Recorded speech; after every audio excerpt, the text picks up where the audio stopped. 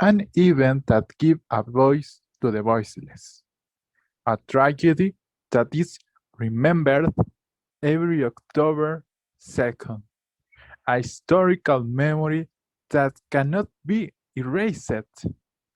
That October 2, 1968, in the Plaza de las Tres Culturas, marked a before and after in the memory of the country. In the war, the decade of the 60s also left its mark on a bipolar and authoritarian war. Various moments, most of which were student moments, raised their voice to overthrow the fear and anguish of living in a cage that limited freedoms. But the case of Mexico was different. The student movement in Mexico denounced the excessive use of force, which had been witnessed when two groups of students fought at the end of a game. On July 23, 1968, when the conflict between students was considered over, the Polytechnic students were attacked by two battalions of the Grenadier Corps in the Ciudadela Park and chased to their school grounds. There they beat students, teachers, and employers without discrimination. This event ended up triggering a mobilization of an organization of different universities in the country, who on August 2, 1968, formed the National Street Council.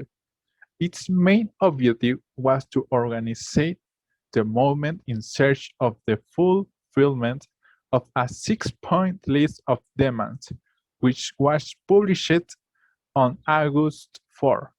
From that moment on, the movement had already acquired a stable organization, and with that, several practices were put in place, which allowed giving legitimacy to the movement in front of the general population, which were called brigades. brigades. The objective of these brigades was to seek the support of society, which did not know that the young people were asking for, since the media had always been manipulated by the government. The actions of the young people were surprising every time, and even one of the most iconic acts of this moment was the occupation of Zocalo. At that time, it was unthinkable that it would be occupied to make demands to the government, but those young rebels performed such a feat with joy and happiness. For many of them, it meant gaining part of the truth of the society that supported them, helped them, and gave them the support of their ideals.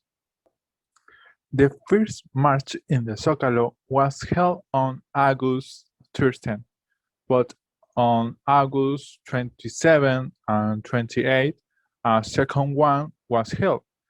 The latter was one of the most important of the moment, since it was agreed among the contingents to stay there until waiting for the president's report.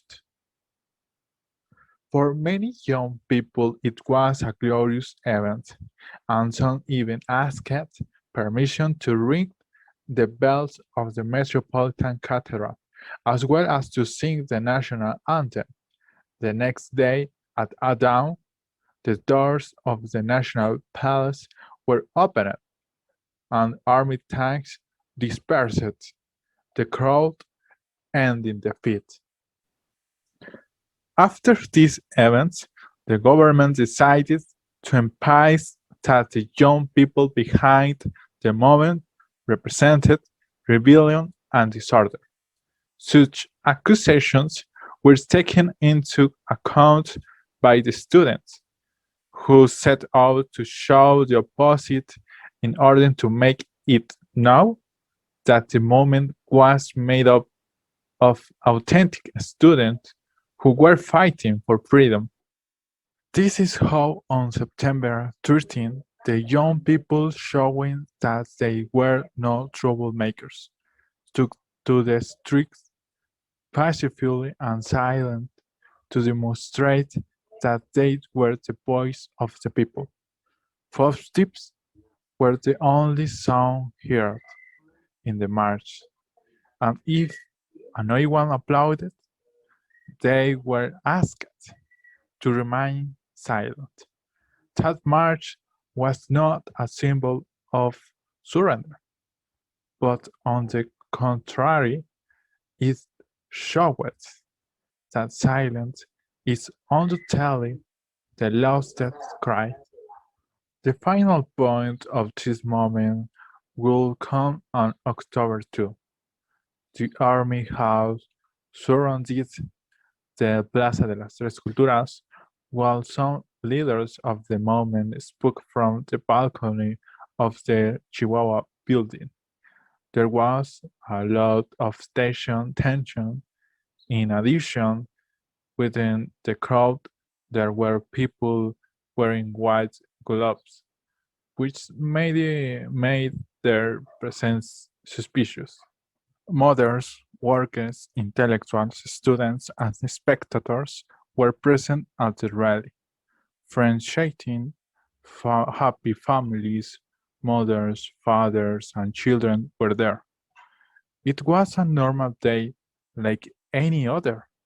Everything was going well. Some sat at the edge of the square on the stairs, others were near the flagpoles, and some grey clouds darkened the square, which denotes denote the presence of a rain. Suddenly, a helicopter is heard flying over the plaza, but is ignored. The presence of the soldiers is also unimportant until two red flares fall from the helicopter. Gunshots began to be heard in the plaza, and the army began to enter. Desperation invaded the people. The representatives of the council asked the people to remain calm and to avoid provocation. But shots started coming from everywhere. People were running. Some were falling. Bullets everywhere. Desperation. Friends, teachers, mothers, with their children in their arms, were running, screaming, and some women were just crying. Everything was chaos. You could hear the cracking of the windows fragmented by the bullets. Everything was confusion. Several bodies were lying in a pool of blood. Hundreds of corpses covered the entire square.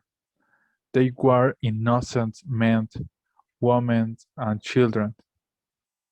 Night came, and Tlatelolco looked like an extermination camp.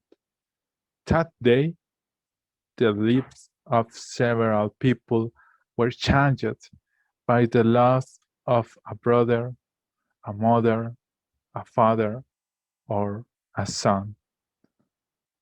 The rain began to fall on that square still covered with blood, which spilled on the steps the lives of innocent people. The next day, nothing happened.